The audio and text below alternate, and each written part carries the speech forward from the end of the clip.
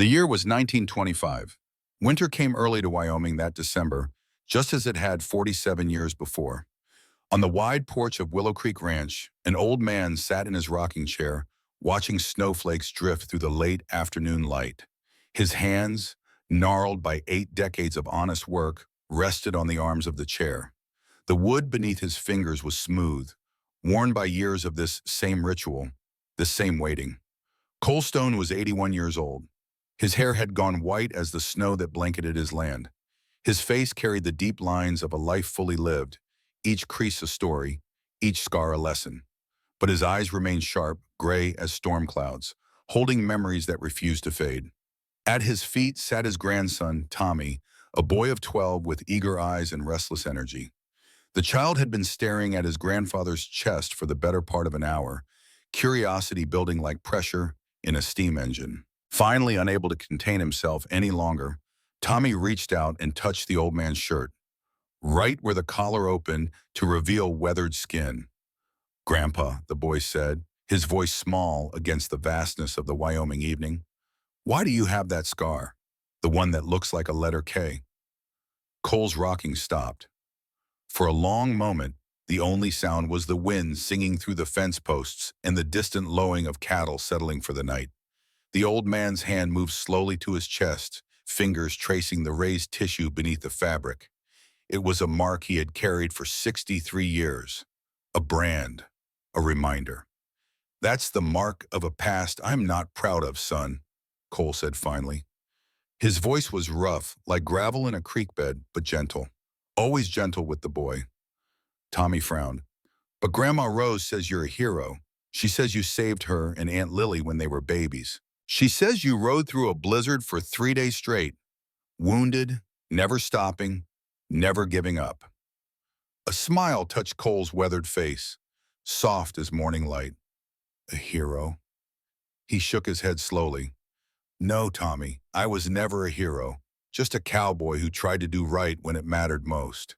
He paused, his gaze drifting past the boy, past the ranch, past the mountains themselves, reaching back through time to a winter that had changed everything. His hand found the armrest again, gripping it as if anchoring himself to the present before diving into the past.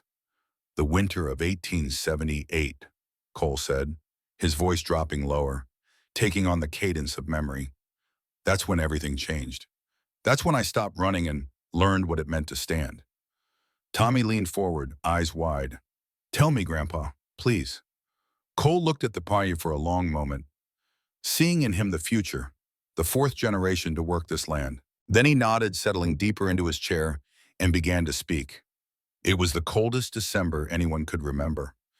The scene shifted, time folding back on itself like a letter being unfolded. The colors changed, growing sharper, harder.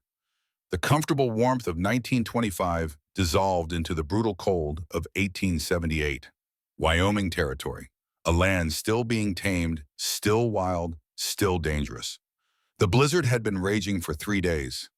Elena Brennan stood at her cabin window, rifle in hand, watching the white wall of wind and snow that had swallowed her world. She was 30 years old, though the harsh Wyoming winters had aged her beyond her years. Her dark hair was pulled back tight, practical rather than pretty. Her hands, calloused from ranch work, gripped the Winchester with the easy familiarity of someone who had learned young that survival meant being ready.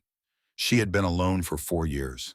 4 years since Thomas died. 4 years since she had become the widow Brennan, running Willow Creek Ranch with nothing but determination and the help of old Jacob Murphy, her father's friend and the closest thing to family she had left. The loneliness had carved itself into her bones like the winter cold. It was a constant ache, dulled by work during the day, but sharp and cutting in the quiet hours. She had learned to live with it the way a person learns to live with an old injury, something that never quite heals but becomes part of who you are. But tonight, something was different. The sound came again, the one that had pulled her from her chair by the fire. Metal on wood, rhythmic and wrong. The barn door, banging in the wind. She had secured it herself at sunset, checking the latch twice the way her father had taught her. Someone had opened it, or something. Elena pulled on her heavy coat, felt the weight of it settle on her shoulders. She wrapped a scarf around her face, leaving only her eyes exposed. The rifle went into the crook of her arm, familiar and reassuring. Then she pushed open the cabin door and stepped into hell. The wind hit her like a physical thing, a wall of ice and fury. The temperature was 15 below zero, maybe colder. Her breath froze in the air before her face, tiny crystals of moisture turning solid in an instant. The snow was 3 feet deep and still falling, each flake sharp as a knife blade driven by the screaming wind. She could barely see 10 feet ahead. The barn was 50 yards from the cabin, but it might as well have been 50 miles. Each step was a battle, her boots sinking deep, her legs burning with the effort of pulling them free. The cold found every gap in her clothing, every seam, every opening, searching for skin to freeze. But Elena Brennan had not survived 4 years alone by being weak. She lowered her head and pushed forward. The barn door swung wide, hanging crooked on its hinges. Snow had already begun to drift inside. In the dim light filtering through the storm, Elena could see her horses, nervous and stamping. They sensed something wrong, something foreign in their space. She raised the rifle, thumb on the hammer. "Who's there?" Her voice was swallowed by the wind, barely audible even to her own ears. "Show yourself!"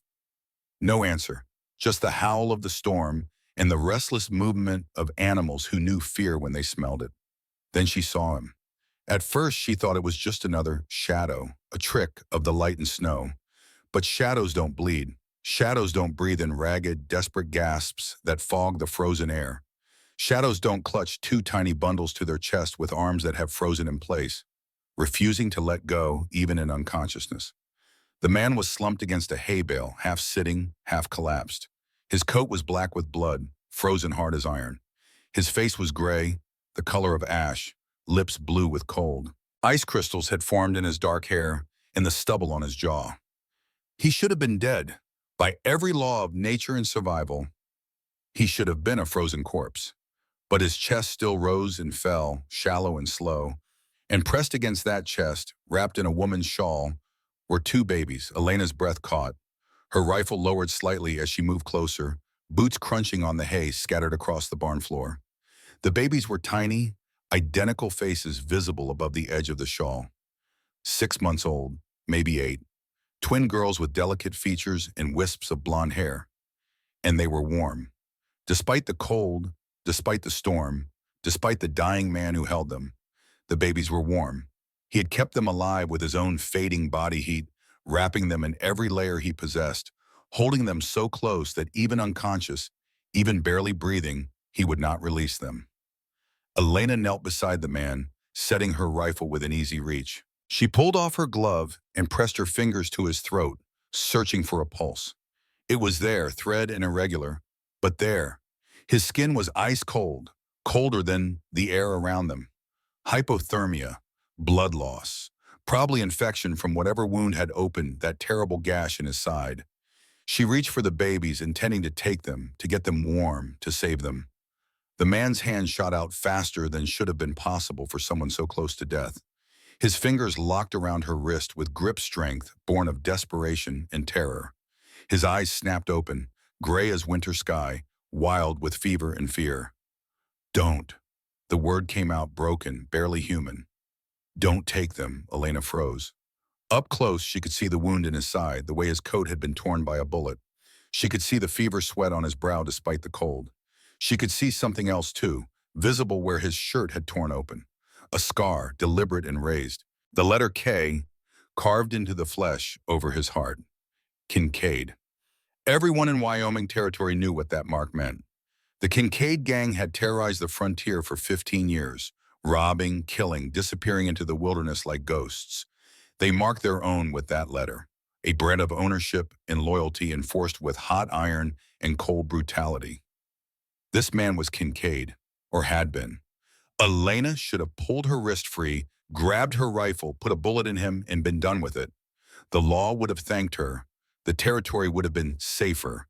But the babies in his arms stopped her. The desperate fear in his eyes stopped her. The fact that he had ridden through 3 days of blizzard, wounded and dying, to protect 2 infants he could have abandoned at any moment. That stopped her. "I'm trying to help," Elena said, keeping her voice calm despite the racing of her heart. "Let me take them inside. They need warmth." Food. So do you. They'll kill you. His fingers dug into her skin, painful even through the cold.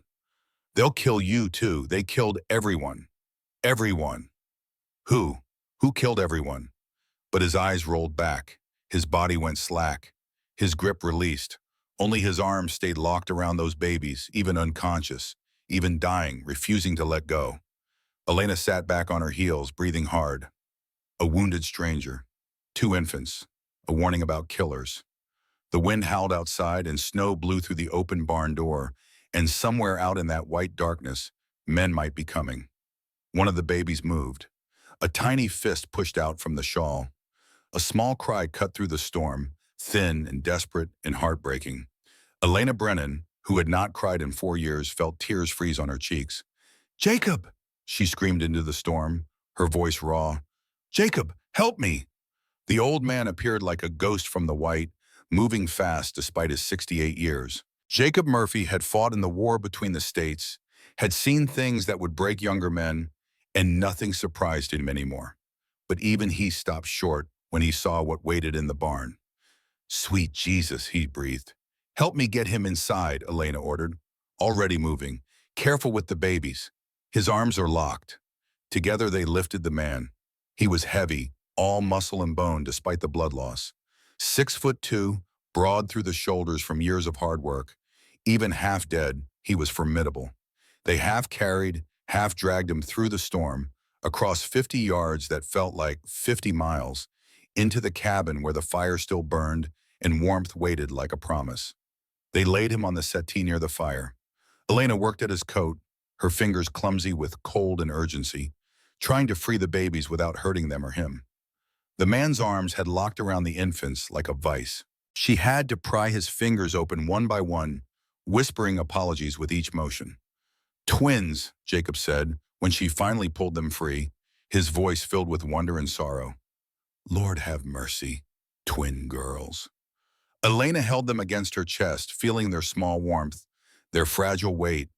They were so tiny, so impossibly light. Their identical faces blinked up at her, with eyes too calm for what they must have endured. She felt something crack open in her chest, something she had sealed away 4 years ago when she lost her second baby to Thomas's rage. "Get blankets," she said, her voice thick. "And warm milk. Go."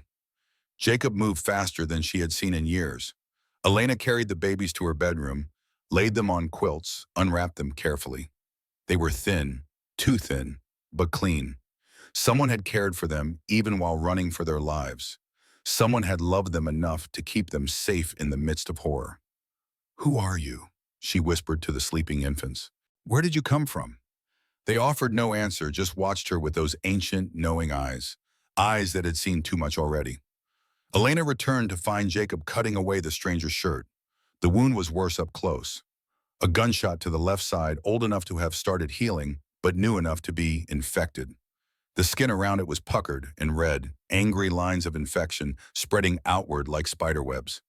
The smell of rot was just beginning, that sickly sweet odor of flesh going bad. But that was not what made Elena's blood run cold. Across the man's chest, stark and permanent, was the scar.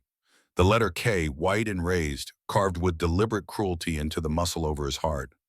A brand, a mark of ownership, a sign that this man had belonged to something evil. "He's one of them," Jacob said quietly, his hand moving toward his revolver. "Was one of them?" Elena corrected. She studied the unconscious Mel, taking in details she had missed in the barn. His hands were calloused from rope and leather, the marks of a working cowboy. His face, beneath the fever and exhaustion, was not cruel. Strong-featured, yes. Hard, certainly, but not cruel. And the way he had held those babies, the desperate protection even in unconsciousness, spoke of something beyond the mark on his chest. "Miss Elena, we should fetch the sheriff," Jacob said. "No." The word came out sharp, certain. "Not yet, not until I know what this is. But if he's Kincaid, the law wants him. There's a price on his head in 3 territories. Look at him, Jacob." Elena gestured at the broken man on her settee. "Does this look like a man running from the law for profit, or a man running from something worse?" Jacob said nothing, but his hand stayed near his revolver, a soldier's caution earned through years of war and survival. Elena moved to her sewing kit, pulled out needle and thread, poured whiskey over both. She had done this before. Cattle mostly, when they tangled with wire or caught a horn in a fight. Once on her own leg, when Thomas had been too drunk to help and the doctor too far away. She did not like remembering that night, did not like remembering much from those years. So she pushed the memories down and focused on the present. The needle pierced flesh. The stranger's body arched off the settee, a sound tearing from his throat that was half scream, half growl, but his eyes stayed closed. Unconscious or too far gone to wake, Elena could not tell. "Hold him," she said through gritted teeth. "Hold him still." Jacob pressed down on the man's shoulders with all his weight, trying. 15 stitches. Elena worked fast, her hands steady despite everything. She had learned long ago that hesitation in such matters only made things worse. The whiskey burned, the needle pierced, the thread pulled tight. Blood welled and was wiped away. The stranger convulsed once, twice, then went still. "Done," Elena said, tying off the final stitch. She poured more whiskey over the wound, wasteful but necessary. The man gasped but did not wake. "Will he live?" Jacob asked, stepping back, flexing his hands where they had pressed bruises into the stranger's shoulders. "Maybe," Elena said honestly, "if the fever breaks, if infection doesn't take him, if whatever evil is chasing him doesn't find him first." She wiped her hands clean, blood staining the cloth dark. Then she moved to check on the babies, needing to see them, needing to hold something innocent and untouched by whatever violence had brought this stranger to her door. They were asleep in their basket, curled toward each other like they had done this 1,000 times before. Two tiny bodies seeking warmth and comfort from each other because there was no one else. Elena sank into the rocking chair beside them, her legs suddenly weak, her hands trembling now that the immediate crisis had passed. 4 years ago, she had wanted this. Wanted it more than anything. Babies of her own, a family, a future that extended beyond the next hard winter. Thomas had destroyed that dream twice. Once with his fists when she was 3 months along, again when she was 5 months. The second time, the doctor had been clear. No more children. The damage was too great. And then the night Thomas came home drunk with the rifle, saying if she could not give him sons, she was useless. The night she had fought for her life and won, but lost something else in the winning. The sheriff had ruled it an accident. Everyone believed it. Everyone except Elena, who knew the truth and carried it like the stranger carried his brand. Some memories were best left buried, but these babies, these helpless, innocent babies, they stirred something in her chest she had thought was dead. A maternal ache, fierce and protective and terrifying in its intensity. "I won't let anyone hurt you," she whispered to the sleeping twins. "I promise." The stranger stirred at dawn. Elena was dozing in the chair by the settee, rifle across her lap, when she heard him move. Her eyes snapped open instantly, hand going to the rifle stock. The stranger was watching her, his eyes clearer now, fever bright but focused. The fever had broken sometime in the night, leaving him weak but conscious. "The babies," he said, his voice a rasp like sandpaper on wood. "Where?" "Safe, sleeping." He tried to sit up, gasped, fell back. Pain lanced across his face, sharp and immediate. "Lie still," Elena ordered. "You'll tear the stitches." "Can't stay." He tried again, teeth gritted against the pain. "Have to move. They're coming." "Who's coming?" "Men. Bad men." He managed to prop himself on one elbow, breathing hard. "How long was I out?" "All night." He cursed under his breath, a string of words both vile and desperate. "Too long. We need to go." "You're not going anywhere." Elena stood, keeping the rifle ready, but not aimed. Not threatening, but not trusting either. "Not until you tell me who you are and why you brought those babies to my barn in the middle of a blizzard." The stranger studied her for a long moment, calculating, deciding. His eyes took in the rifle, the determined set of her jaw, the way she stood between him and the door. He seemed to come to some conclusion, and his shoulders sagged slightly, the fight going out of him. "Name's Caleb," he finally said. "Caleb Stone. Most folks call me Cole." "Elena Brennan. This is my ranch." She did not lower the rifle. Now talk. His story came out in pieces, short sentences broken by long pauses. The words of a man not used to explaining himself to anyone. The babies were Lily and Rose Hartley. Their parents were dead, murdered 3 days ago by men working for Fletcher Harmon, a cattle baron who wanted their land in the silver mine beneath it. Cole had been working for the Hartley family as a cowboy for the past 14 years. He had been out training horses when he heard the gunshots, rode back to find everyone dead or dying.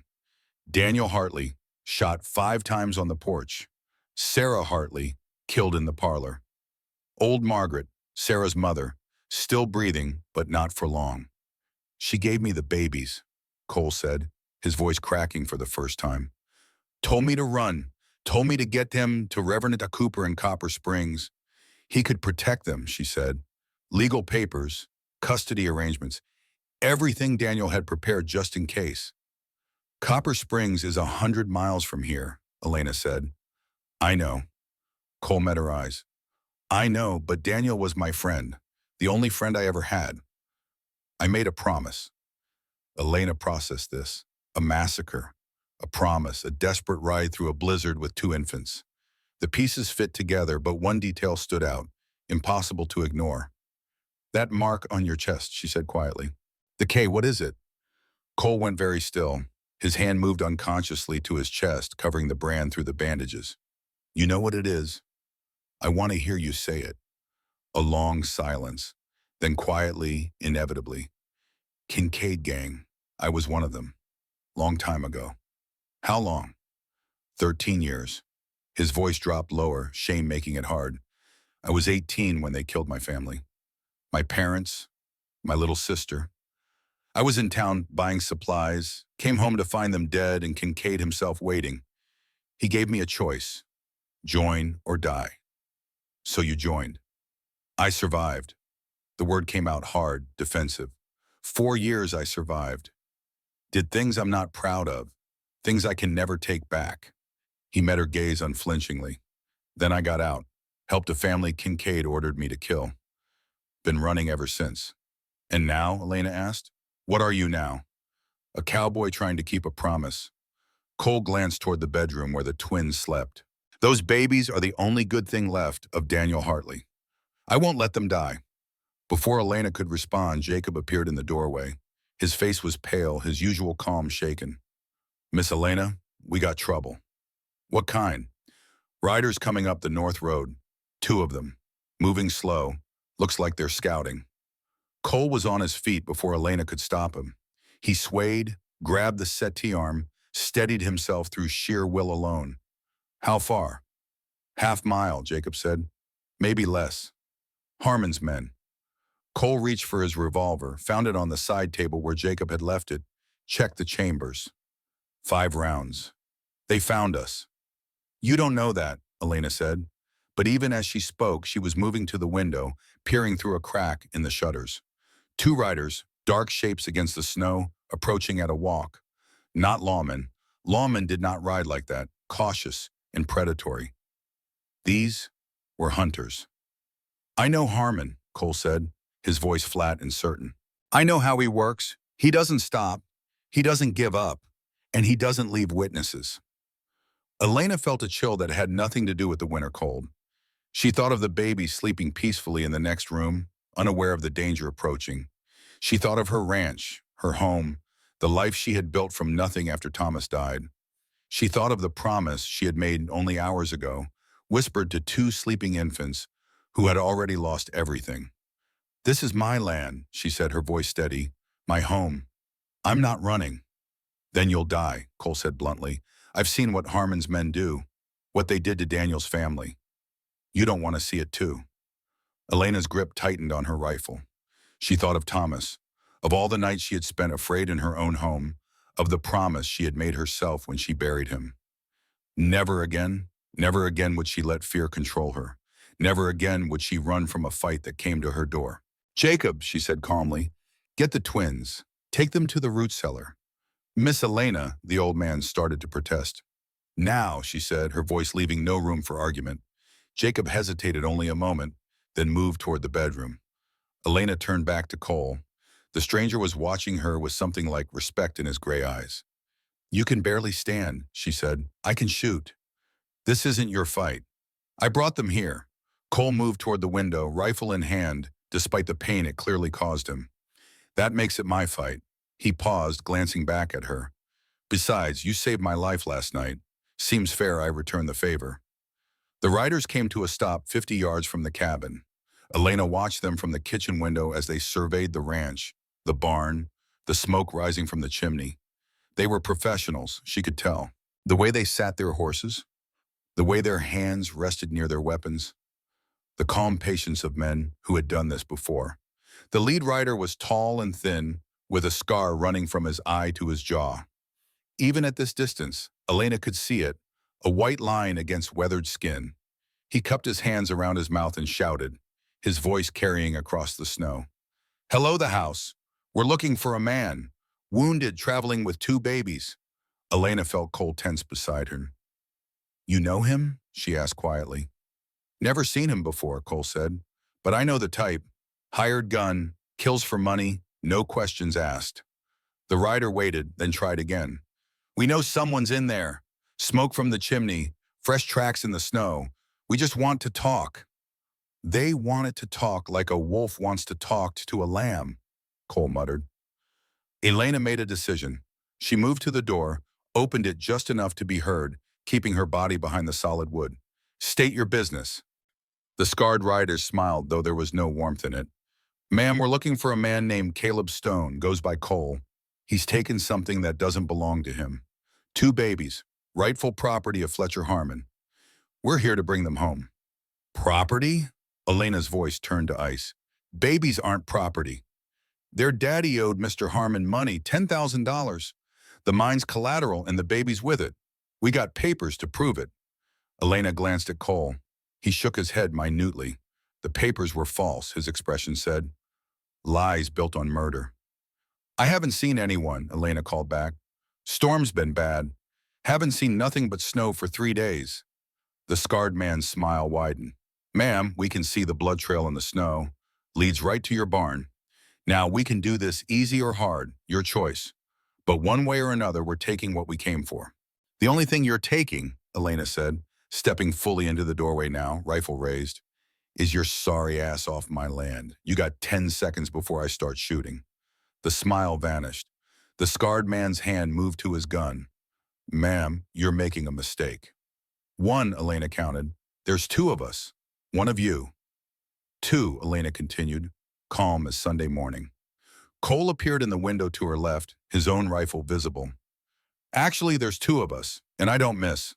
The second rider, younger and clearly less experienced, shifted nervously in his saddle. The scarred man's eyes narrowed, calculating odds, weighing options. Mr. Harmon's not going to like this, he said. 3, Elena said. We'll be back, with more men. 4. The scarred man turned his horse, but slowly, making it clear this was his choice, not a retreat forced by fear. The younger rider followed, less concerned with pride. They rode back the way they had come, disappearing into the white landscape, but their threat hung in the air like smoke. Elena lowered her rifle only when they were completely out of sight. Her hands, she noticed with some surprise, were not shaking. She had expected them to shake. Cole stepped out onto the porch beside her, moving carefully, favoring his wounded side. They'll be back, he said. By tomorrow, maybe sooner. With 6 men instead of 2. Maybe more. I know. So what do we do? Elena looked at the snow, the vast white expanse of her ranch, the mountains beyond. She thought of the twins in the cellar, innocent and dependent. She thought of Cole, wounded and hunted. She thought of herself, and what she was willing to risk and what she was willing to lose. We leave, she said, tonight, before they come back. Cole nodded slowly. Where? You said Copper Springs, Reverend Cooper. That's still the plan? It's the only plan. Then that's where we go. Elena turned to face him fully. But understand something, Cole Stone. Those babies stay with me. I don't care what papers say, what judges decide. Until I know they're safe, truly safe, they stay with me. Cole held her gaze for a long moment. Then, to her surprise, he smiled. It was small and tired and pained, but genuine. Yes, ma'am. They spent the next hours preparing. Cole, despite his weakness, worked with the focused efficiency of a man who had done this before. He checked their supplies, their weapons, their routes. He knew the territory, knew the dangers, knew what they would face. Lena watched him move through her cabin, the stranger who had brought chaos to her door, and saw not the Kincaid brand but the cowboy beneath it. He moved like a man who had spent his life in the saddle, working with his hands, solving problems through skill rather than violence. When he checked the wagon harness, his fingers found the weak point in seconds. When he examined the horses, he knew which one would hold up under stress and which would falter. "You've done this before," she said, watching him pack supplies into saddlebags with practiced ease. "Worked cattle drives for Daniel," Cole said, not looking up. 14 years. You learn to pack light and pack smart, or you don't survive the trail. 14 years is a long time. Best years of my life." His hands stilled for a moment, memory softening his hard features. "Daniel found me 8 years after I left Kincaid. I was half starved, half dead, sleeping in his barn. He could have turned me in. $500 bounty on my head. Would have helped him a lot, that money. But he didn't. What did he do? Asked if I knew horses." Cole's smile was distant, bittersweet. "I said yes. He said then I was hired. Gave me a room, a place to sleep, 3 meals a day. Never asked about my past, never judged. Just gave me a chance to be something other than what that mark on my chest said I was." Elena felt something shift in her chest, some small crack in the armor she had worn for 4 years. "He sounds like a good man." "The best," Cole's voice cracked. "And I let him die." "You didn't let him die. You weren't even there." "I should have been. Should have been at the house. Not out training horses. Should have been there to protect them." "And then you'd be dead too," Elena said firmly. "And those babies would have no one. Daniel gave you that job, training those horses, because he trusted you. He trusted you to do it right. You can't blame yourself for being where he put you." Cole was quiet for a moment, then nodded. But Elena could see the guilt still sitting heavy on his shoulders, a weight that would not be easily lifted. Night fell early, as it did in December. Jacob brought the wagon around, 2 strong horses in the traces. The twins, bundled in every blanket they owned, were placed in a basket lined with wool. They had been fed, changed, and had mercifully fallen back asleep, unaware of the journey ahead. Lena stood at her cabin door one last time, looking at the home she had built, the life she had carved from hardship. She did not know if she would see it again. The thought should have terrified her, but instead she felt only a strange calm. Perhaps this was what purpose felt like. Perhaps this was what it meant to fight for something beyond yourself. "Ready?" Cole asked. He was in the wagon already, rifle across his knees, his face pale but determined. "No," Elena said honestly, "but let's go anyway." They left Willow Creek Ranch in darkness, heading north toward Copper Springs and whatever waited there.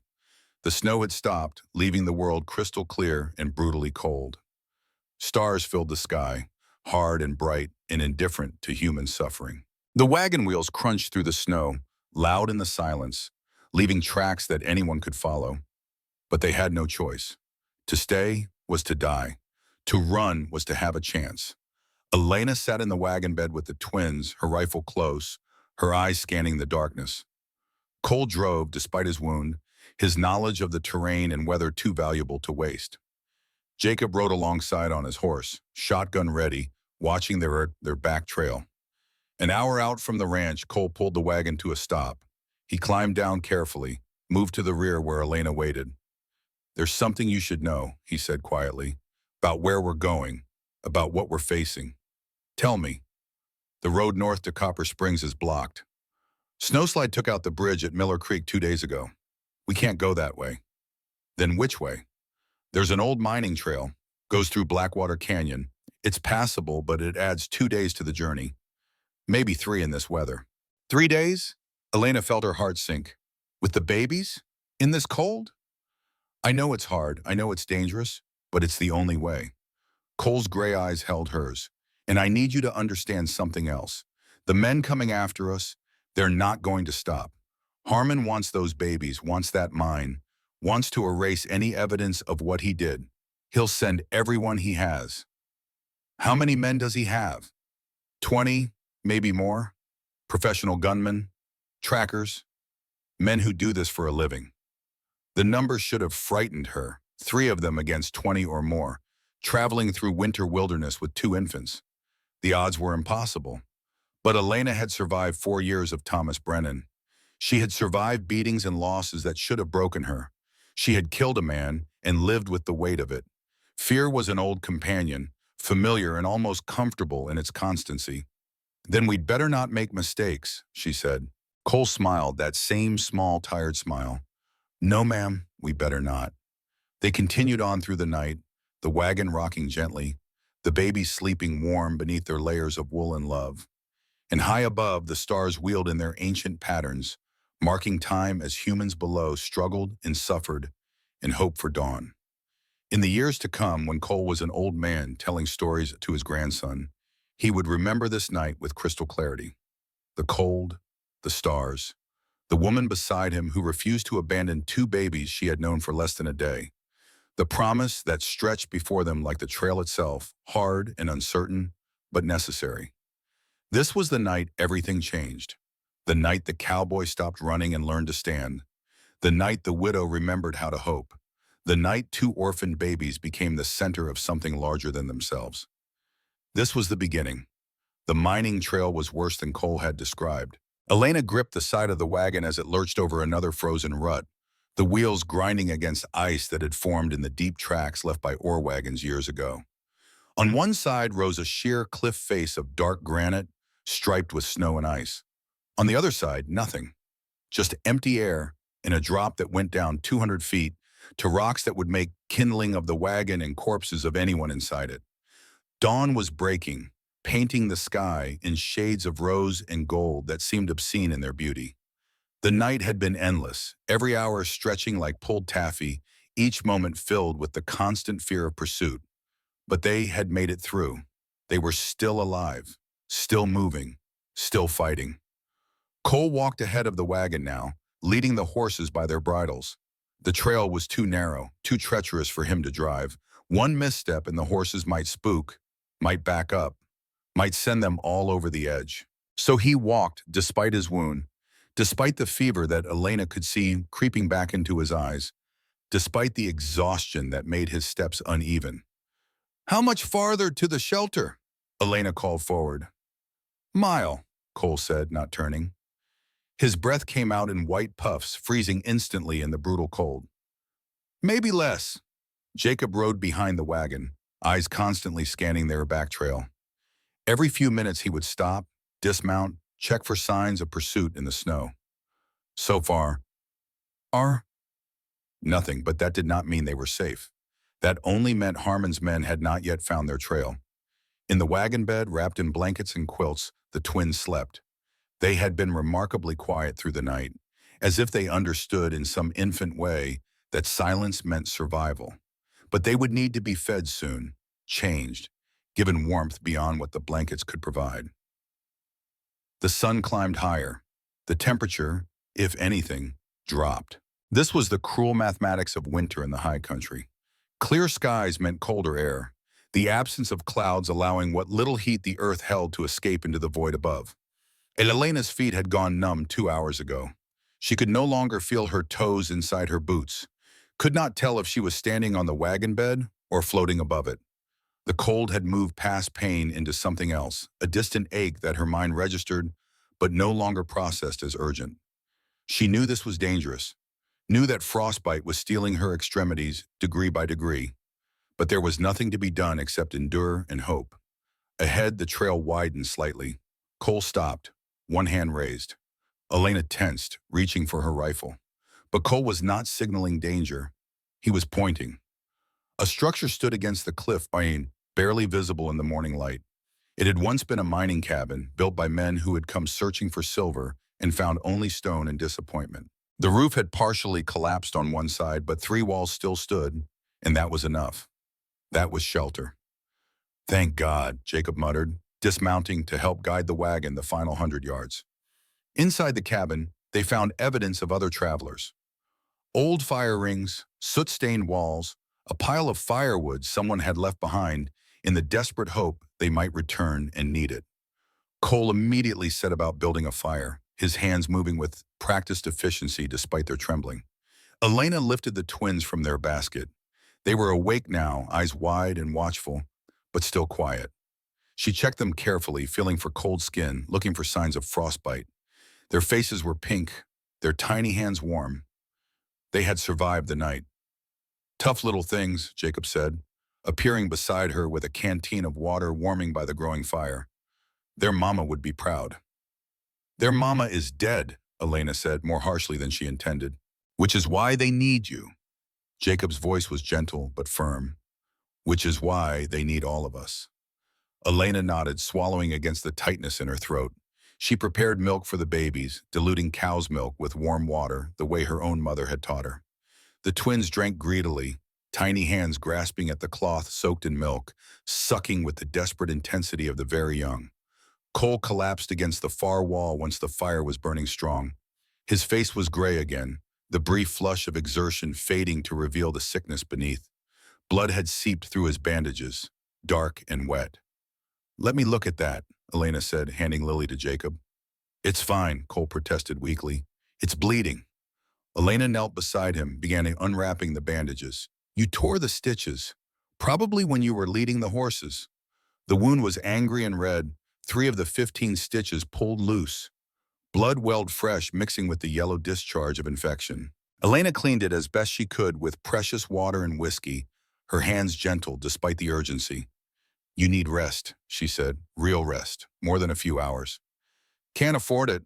Harmon's men could be on us by nightfall. And you'll be dead by noon if you keep pushing like this." Cole met her eyes. In the firelight, they looked almost silver, ancient and tired. "Better me dead than those babies." "Nobody has to die," Elena said firmly. "Not if we're smart. Not if we help each other." She finished rebandaging the wound, then sat back on her heels. The cabin was warming slowly, the fire's heat pushing back the cold inch by grudging inch. Outside, wind moaned through the rocks, a sound like voices crying in the distance.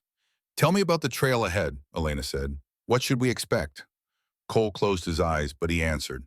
"Another day through the canyon, then we reach the high valley. After that, it's easier terrain, but more exposed. Anyone tracking us will have clear sight for miles. And Copper Springs? 3 days from the valley, maybe 4. He opened his eyes again. "If we make it that far." "We will," Elena said with more confidence than she felt. "You don't know Harmon. You don't know what he's capable of."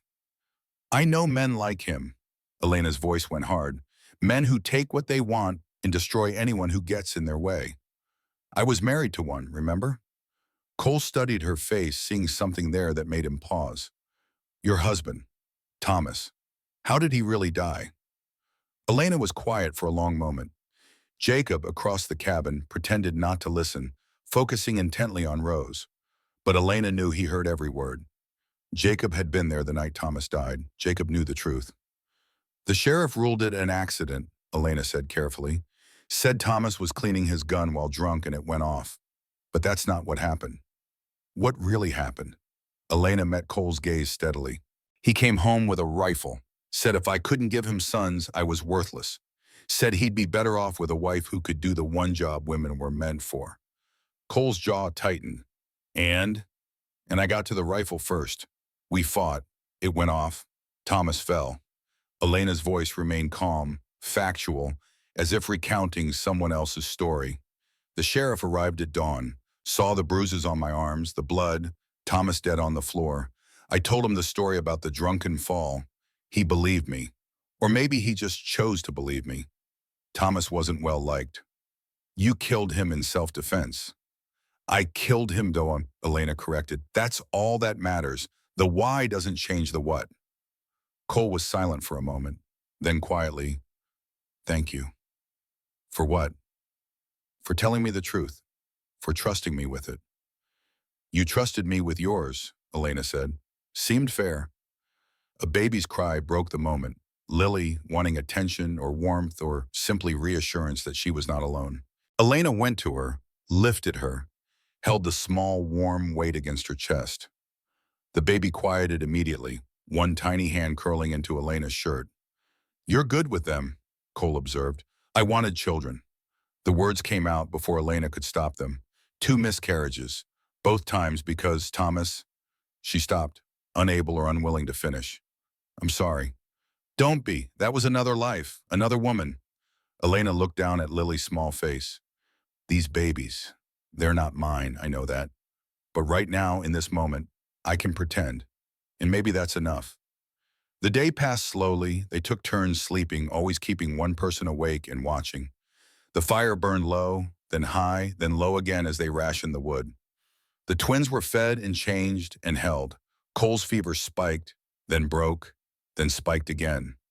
Elena cooled him with snow when it rose too high, covered him with blankets when the chills took him. Evening came, painting the canyon in shades of purple and blue. Jacob stood at the cabin entrance, staring out at the darkening sky. "Someone's out there," he said quietly. Elena was at his side in seconds, rifle ready. "Where?" "Ridgeline, mile back. Just a flash of movement, but I saw it." Cole pushed himself up, despite Elena's protest. He moved to the entrance, looked where Jacob pointed. His face went still. "How many?" Elena asked. "Can't tell, but if they're on the ridge, they have the high ground. They're watching, deciding." "Deciding what?" "Whether to attack now or wait for us to move." Cole turned to face her. "Either way, they know where we are." The night brought a choice: stay in the cabin and be trapped, or move in darkness and risk the trail. Cole argued for moving. Jacob wanted to stay and fight. Elena stood between them, holding a sleeping baby, trying to think past the fear. "If we stay, we die," Cole said. "Three of us against however many Harmon sent. We'd last maybe an hour. If we take that trail in the dark, we go over the edge," Jacob countered. "That's certain death." "Not if I lead the horses. I know this trail." "You can barely stand. How are you going to lead horses for miles in pitch black?" Cole had no answer to that. Elena made the decision. "We move, but not yet. We wait until full dark, let them think we're settled for the night. Then we go, quiet as we can." "The trail, Jacob started, "is dangerous, I know. But Cole's right. If we stay, we're sitting targets." Elena looked at both men. "We take the risk of the trail over the certainty of bullets." They prepared in silence. Cole, despite his weakness, checked every inch of harness, every buckle, every strap. The horses were calm, well-trained, but even good horses could panic in the dark. Jacob loaded their supplies, rearranging weight for balance. Elena wrapped the twin in layers, then wrapped them again, creating cocoons of warmth that would have to sustain them. Midnight came. The moon rose, half full, providing just enough light to turn the trail from impossible to merely suicidal. Cole took the lead horse's bridle in his left hand, his right resting on his revolver. Jacob walked beside the wagon, ready to steady it if it began to slide. Elena sat in the bed, one hand on each baby's basket, the other gripping her rifle. They moved into the darkness like shadows fleeing dawn. The trail was a nightmare rendered in silver and black. Every step felt like the last moment before disaster. The wagon wheels ground against ice, slipped, caught. The horse's breath came in great clouds of steam. Cole's footsteps were uneven, his body swaying with exhaustion and fever. But he did not stop. An hour passed, then two. The moon climbed higher, and with it, the temperature dropped further. Elena's breath froze on her scarf. Her fingers went numb around the rifle. But the babies slept on, warm in their cocoons, trusting in ways that broke her heart. Then Cole stopped. Elena tensed, searching the darkness for whatever had made him freeze. She saw nothing, heard nothing but wind and the creak of leather. "What is it?" she whispered. Cole raised a hand for silence. He stood perfectly still, head tilted, listening to something Elena could not hear. Then very quietly he said, "Someone's ahead of us." "How do you know?" "Horse smell, on the wind, coming from in front, not behind." Jacob moved forward, shotgun raised, an ambush. Maybe, or just one rider scouting ahead while others follow behind. Cole's hand tightened on the bridle. "Either way, we're trapped. Canyon wall on one side, cliff on the other, enemies front and back." So what do we do? Elena asked, fighting to keep her voice calm. Cole was quiet for a moment. Then he did something unexpected. He cupped his hands around his mouth and called out into the darkness. Quinn, I know it's you. Come out and talk. Elena stared at him. What are you doing? Saving our lives. Cole kept his eyes on the darkness ahead. Or ending them. Either way we'll know. For a long moment, nothing, just wind and darkness and the hammering of Elena's heart. Then a voice, male and amused, drifted back through the night. Always could smell a horse on the wind, couldn't you, Cole? That old Kincaid trick. A rider appeared from the shadows ahead, moving slowly, hands visible and empty. Even in the moonlight, Elena could see he was tall and lean, sitting his horse with the ease of someone born to the saddle. As he drew closer, she saw the scar on his neck, a white line that looked like it had once been much worse. Quinn, Cole said, and there was something in his voice Elena could not identify. Recognition, yes, but also something else, something almost like sorrow. The rider, Quinn, stopped his horse 10 feet away. He looked at Cole, at the wagon, at Jacob's shotgun, then back to Cole. A slow smile spread across his face, but it held no warmth. Hell of a way to meet again, brother. We're not brothers, Cole said quietly. We were once, or close enough. Quinn's eyes moved to the wagon, to Elena. Ma'am, I'm Silas Quinn. You must be the widow Brennan. Heard about you from the scouts. Said you were a hard woman. They were right. Elena said nothing, just kept her rifle steady. Quinn's gaze returned to Cole. You look like death warmed over. Feel like it too. That wound needs a doctor. What you're doing, riding through winter with a hole in your side, that's suicide. Better than what Harmon has planned for me. Quinn's smile faded. He's not happy, Cole. Not happy at all. You killed 2 of his men at the widow's ranch. Put another 3 in the ground between here and there. They shot first. Don't matter to Harmon. What matters is you took something that belongs to him. Those babies belong to no one but themselves. That's not how the law sees it. Their daddy owed Harmon money. Harmon has papers. Harmon has lies written on paper. That doesn't make them true. Cole's hand moved fractionally closer to his revolver. We both know what happened at the Hartley Ranch. We both know it wasn't about debt. Quinn was quiet for a moment. Then he sighed, the sound carrying weight and weariness. No, it wasn't. He pulled something from his coat, a small object that caught the moonlight, a photograph. You asked me once why I stayed with Kincaid after you left, why I kept doing what we did. And you said it was all you knew. That was true, then. Quinn held up the photograph. Even at this distance, Elena could see it showed a small girl, maybe 5 years old, with bright eyes and a gap-toothed smile. Her name's Mary. She's my daughter. Her mother died last year. Typhoid. Cole's expression softened. I'm sorry. Yeah, me too. Quinn tucked the photograph away carefully, like it was made of glass. I take Harmon's money. I can give Mary a good life. School, clothes, a future. That's all I want for her. A future I never had. Then help us, Cole said. Help me expose Harmon. The reward for bringing him to justice is $10,000. More than Harmon's paying, and you get it honestly. Quinn laughed, but it was bitter. Honestly? Cole, I haven't done anything honest since I was 15 years old. Since Kincaid found me and gave me the same choice he gave you. Join or die.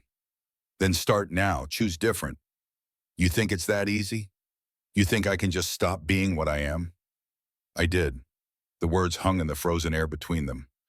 Quinn stared at Cole for a long moment, and something passed between the two men, some shared history that Elena could only guess at. You stabbed me, Quinn said finally, his hand moving to touch the scar on his neck. That night when you left. When you saved that family we were supposed to kill, you put a knife in my throat and left me bleeding in the dark. You were going to kill children. I was following orders. So was I, until I couldn't anymore. Quinn's jaw tightened. I almost died. Spent 3 months drinking through a straw because my throat was so damaged. 3 months. And I've spent 13 years running because I made that choice.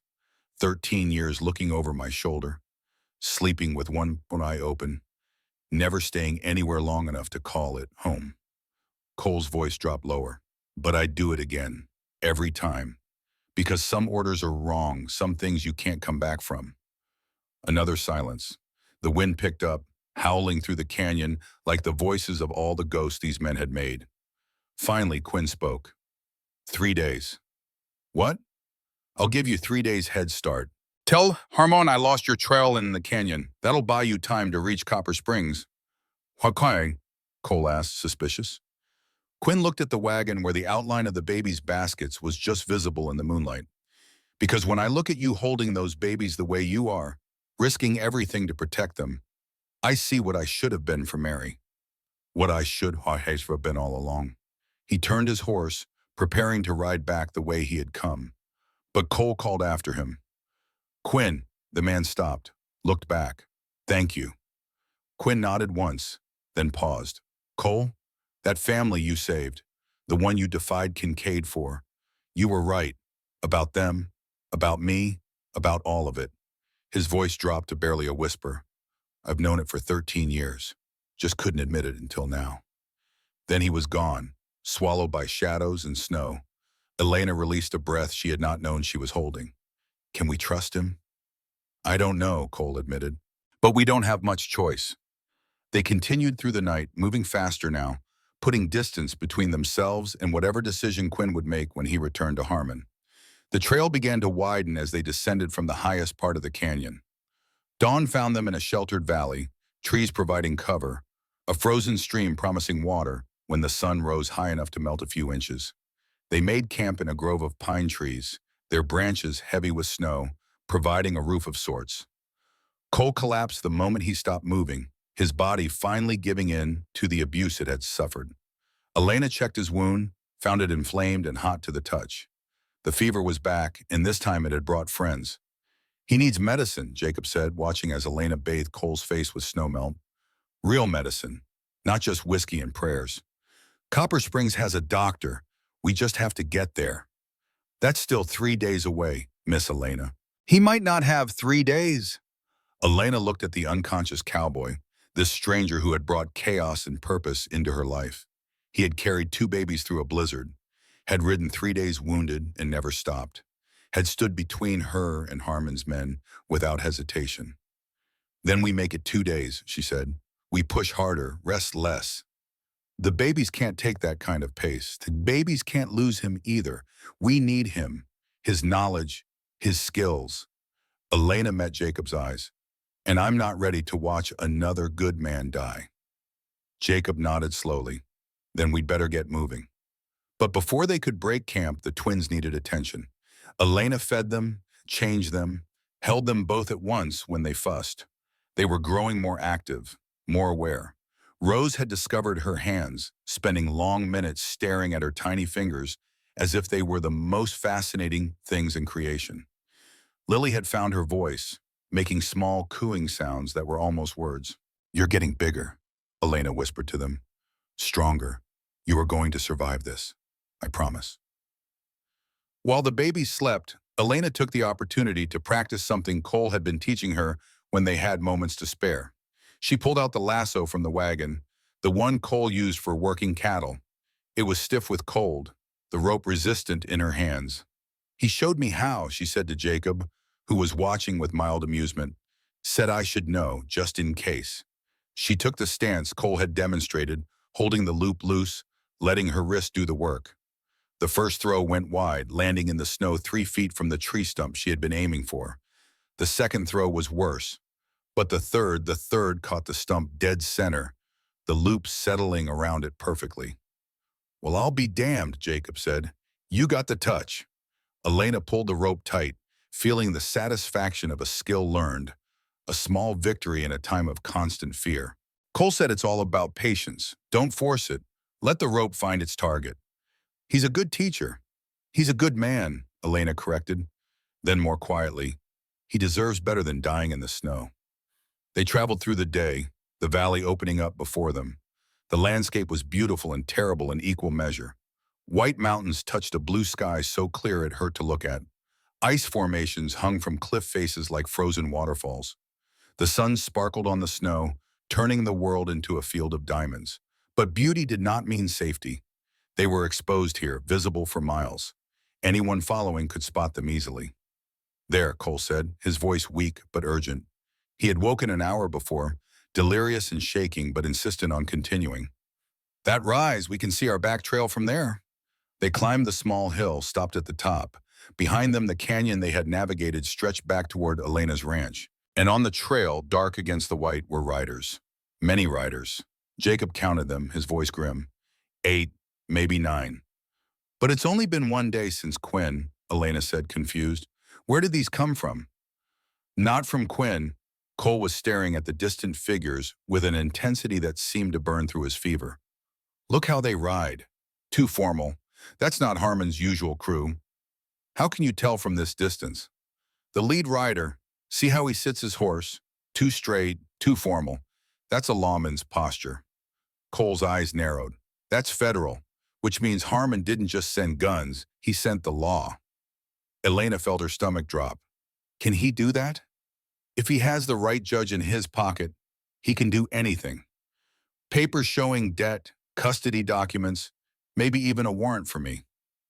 Cole turned to face her. We can't outrun federal marshals. They won't stop, won't quit. And they have the law on their side. Then what do we do? Cole was quiet for a long moment, his gray eyes searching the horizon as if answers might be written there in the snow. Finally, he spoke. We go to the one place Harmon can't follow, the one place where his papers and his money don't matter. Where? Hartley Ranch, Daniel's safe, the real papers, the ones that prove everything. Cole looked at Elena. It's 60 miles out of our way. It's dangerous, but it's our only chance to fight Harmon on equal ground, legal ground. The ranch where everyone died? Jacob shook his head. That's suicide. Harmon will have men there. Probably, but it's our only play. Get those papers, get them to Copper Springs, present them to the territorial judge before Harmon's fake documents can be filed. Elena looked at the riders behind them, then at the path ahead. Every choice was terrible. Every option led through danger, but some dangers fought back. How long to reach the ranch? She asked. Pushing hard, a day and a half. And the riders behind us? They'll reach this spot by nightfall, find our tracks heading toward the ranch by morning. So we have maybe a day before they catch us. Maybe less. Elena looked at the twins, sleeping peacefully in their basket despite the cold and uncertainty. Then she looked at Cole, fevered and wounded, but determined. Finally, she looked at Jacob, old and tired, but still ready to fight. Then we'd better ride fast, she said. They descended from the rise and turned southeast toward Hartley Ranch and whatever waited there. The wagon wheels cut deep tracks in the fresh snow, impossible to hide, marking their passage for anyone to follow. But there was no help for it. Stealth was no longer an option. Speed was their only ally now. As the sun began its descent toward the western mountains, painting the snow in shades of orange and red, Elena held the twins close and whispered promises she did not know if she could keep. We're going to end this, she said. Going to make you safe. Going to give you the life your parents wanted for you. The babies, too young to understand words but old enough to sense intention, settled quietly in her arms. And the wagon rolled on through the dying light, carrying them all toward a reckoning that could not be avoided. Behind them, the riders came on steady and relentless as winter itself. Ahead, Hartley Ranch waited, empty and haunted by recent violence. And somewhere in between, in the cold space of uncertainty, their fate hung balanced on the edge of a knife. The second night found them in rougher country, where trees grew sparse and wind found every gap. They did not dare light a fire, could not risk the smoke giving away their position. Instead, they huddled together for warmth, the twins between Cole and Elena, Jacob keeping watch with the patience of an old soldier who had learned that vigilance meant survival.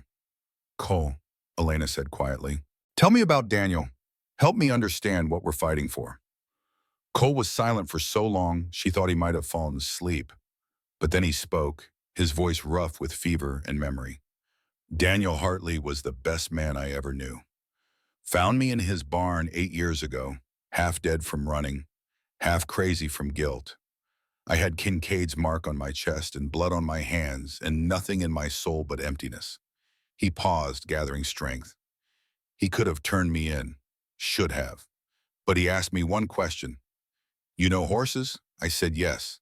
He said, Then you're hired. That was it. No judgment. No questions about my past. Just a chance to be something other than what I'd been. He sounds rare. He was. Taught me everything. How to break a horse without breaking its spirit. How to read weather in the clouds. How to find water in dry country. How to be a man instead of a monster. Cole's voice cracked. And I wasn't there when he needed me most. Elena shifted slightly, careful not to disturb the sleeping babies. You're here now for his daughters. That's what matters. Is it enough? It has to be. They fell silent, but it was a comfortable silence now, the silence of people who had been through fire together and come out changed. Outside, wolves howled in the distance, and the wind sang its cold song through the rocks. But inside their small circle of shared warmth, there was something almost like peace. Morning came too soon, gray and bitter. They rose stiff and aching, muscles protesting the cold and the rough ground. The twins needed changing and feeding, tasks that took precious time but could not be rushed. Cole could barely stand, his fever climbing higher, but he insisted on checking the horses, on making sure everything was secure. We're close, he said, pointing to a gap in the hills ahead. Ranch is through there. 2 hours, maybe 3. And after we get the papers? Elena asked. Then we run like hell for Copper Springs and hope we get there before Harmon can stop us. They moved out as the sun cleared the eastern peaks, painting their world in harsh light that revealed every track, every movement. There was no hiding now. They were committed, riding toward the place where this had all begun, where Daniel and Sarah and Margaret had died, where 2 babies had been orphaned and a cowboy had been given one last chance at redemption. The trail led them through country that grew increasingly familiar to Cole.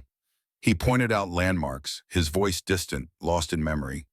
The creek where he and Daniel had fished, the meadow where they had gathered cattle for branding, the stand of aspen where Daniel had taught him to read sign, to tell the age of a track by the crispness of its edges. He was patient, Cole said. Never got frustrated when I was slow to learn.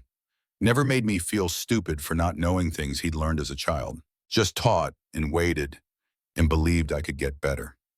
Then the ranch came into view, and all memory fled before the reality of what had happened there. The main house stood dark against the snow, its windows empty as dead eyes. The barn was partially collapsed, burned.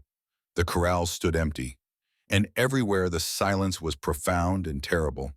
The silence of a place where life had been violently stolen. Cole stopped the wagon at the edge of the property, his hands white-knuckled on the reins. For a long moment, he just stared, his face carved from stone, his eyes hollow. Cole, Elena said gently. They're buried out back, he said, his voice barely a whisper. I buried them before I ran. Couldn't leave them for the wolves. That was good. That was right. Doesn't feel right. Feels like abandonment. And you came back. You're finishing what you started. Elena reached over, placed her hand on his. Daniel would understand. Cole nodded slowly, then climbed down from the wagon, moving like a man decades older than his age. Jacob and Elena followed, weapons ready, eyes scanning for danger. But the ranch felt empty, deserted. Harmon's men had been here, but they were gone now, probably stationed along the route to Copper Springs, waiting for their prey to come to them. The front door hung open, creaking in the wind. Inside, chaos. Furniture overturned, drawers pulled out, papers scattered everywhere. They had searched the house thoroughly, looking for the very papers Cole had come to retrieve. The safe's in the study, Cole said, moving through rooms that still held echoes of the life that had been lived here. Photographs on the wall showed a happy family. Daniel, tall and proud, Sarah, beautiful and kind, the twins as newborns, tiny and perfect. Margaret, stern-faced but with laugh lines around her eyes. The study was in the worst shape, torn apart with methodical violence. But the safe was still there, set into the wall behind a painting of mountains and sky. Cole pulled the painting aside, revealing a steel door with a combination lock. You know the combination? Elena asked. Daniel told me, years ago. Said if anything ever happened, I should know where his important papers were. Cole's hands trembled as he turned the dial. Never thought I'd need it for this. The lock clicked. The safe door swung open. Inside was a stack of documents, yellowed with age but carefully preserved. Cole pulled them out with hands that shook from more than fever. Deed to the ranch, showing Daniel owned it free and clear, will naming Reverend Cooper as guardian, then Margaret Wilson as secondary. A letter sealed, addressed to Cooper. And at the bottom, a signed statement from one of Harmon's own men, a confession obtained God knew how, detailing the plan to force Daniel to sell. "This is it," Cole said, his voice filled with something like awe. "This is everything we need." "Then let's get out of here," Jacob said from the doorway where he was keeping watch, "before someone decides to check on this place." But even as he spoke, they heard it, the sound of horses, many horses, approaching at a gallop. Cole moved to the window, looked out, and his face went still. "Harmon," he said, "with 12 men. Must be everyone he has left after the losses." Elena felt her heart drop into her stomach. "How did he know?" "Quinn." Cole's voice was flat, dead. "He didn't give us 3 days. He told Harmon exactly where we'd go." They were trapped. 12 men outside, 3 inside, 2 babies who could not fight, and nowhere to run. The ranch was surrounded. The windows offered clear shots in every direction. There was no back door, no secret exit, no miracle waiting to save them. Fletcher Harmon's voice rang out across the snow, cultured and calm and utterly confident.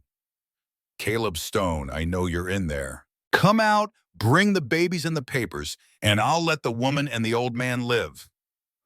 Cole looked at Elena, at the papers in his hand, at the twins sleeping peacefully in their basket, unaware that death waited outside. His gray eyes met hers, and she saw in them a terrible resolve. "No," she said, reading his intention. "No, you're not sacrificing yourself. It's the only way. You heard him. He'll let you live. Harmon's word is worth nothing. You said so yourself." Lena gripped his arm. "We fight, all of us, together. Against 12 armed men? If that's what it takes." Jacob moved to join them, shotgun ready. "The lady's right. We don't surrender. We make them pay for every inch." Cole looked at them both, these two people who had no reason to stand with him, who owed him nothing, who had everything to lose. Something shifted in his face, some fundamental change in how he saw the world. "All right," he said quietly. "Then we make our stand here." Outside, Harmon was losing patience. "1 minute, Stone. Then we come in shooting." Cole moved to the window, papers still in hand, and shouted back, "These papers prove you're a murderer, Harmon. Prove you forged documents, killed good people, stole from children. The territorial judge will hang you." Harmon's laugh drifted back, cold and amused. "What judge, Stone? I own every judge within 500 miles. Those papers are worthless without someone to present them to. And you're about to be dead." The words hit like hammer blows, each one destroying hope. "He's right," Jacob said quietly. "Even if we survive this, even if we make it to Copper Springs, Harmon owns the courts." Elena felt despair rising like floodwater, drowning every plan, every hope. They had come so far, fought so hard, sacrificed so much, and it was all for nothing. Then she heard it. New sounds, different from Harmon's men. The jingle of harness, the creak of wheels, voices calling out with authority and command. Cole's eyes widened. "No, it can't be." A new voice, older but strong, rang across the ranch. "Fletcher Harmon, this is Reverend Elijah Cooper. Stand down or face the territorial militia." Cole stared in disbelief. Elena moved to the window, saw what she could barely believe. Reverend Cooper sat on a wagon, and behind him rode 10 men in the uniform of the territorial militia. And beside them, on a black horse, sat Silas Quinn. Quinn's voice carried clearly. "Marshal Campbell, Fletcher Harmon is wanted for murder. Arrest him." What followed happened fast, too fast for Harmon's men to react. The militia surrounded them, rifles raised. A federal marshal Elena had not seen stepped forward, badge glinting in the sunlight. "Fletcher Harmon, you're under arrest for murder, conspiracy, fraud, and attempted kidnapping." Harmon's face went through a series of expressions, shock, rage, desperation, before settling on something that looked almost like relief. The fight went out of him all at once, and he raised his hands. His men, seeing their employer surrender, did the same. Inside the house, Cole sagged against the wall, papers still clutched in his hand. "Quinn," he said, something like wonder in his voice. "He actually did it."